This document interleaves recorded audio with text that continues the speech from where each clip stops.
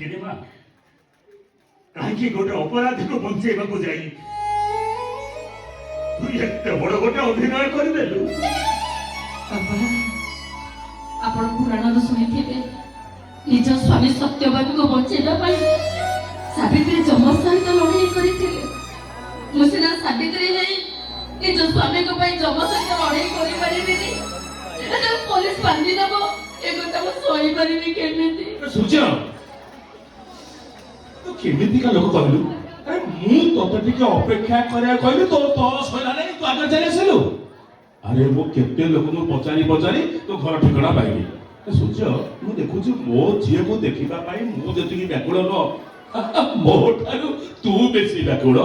ନନ୍ଦ ତୋ ଝିଅକୁ ଦେଖେଇ ସାରିବା ପରେ ମୋ ମନ ତ ପୁରି ଯାଇଛି, ବାକି ରହିଲୁ ତୁ। ମାନେ ଦେଖିବୁ ତ ଝିଅକୁ? ଦେଖିବୁ? ଏଇ ଦେଖ।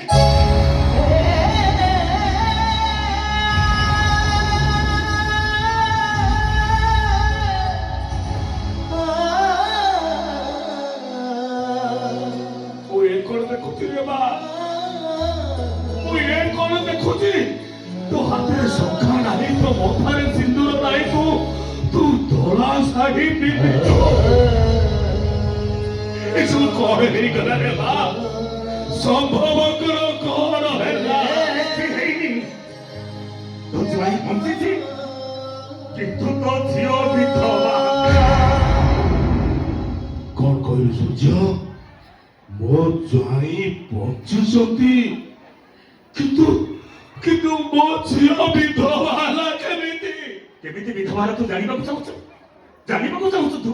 ତାହେଲେ ଶୁଣ।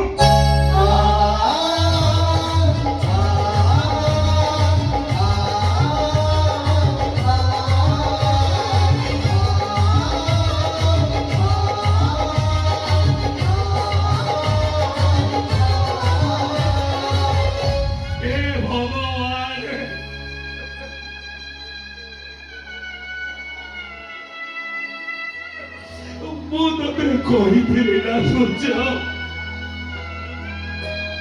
ମୋ ଝିଅ କପାଳରେ ବୈଧବ୍ୟ ଯୁଗ ଅଛି।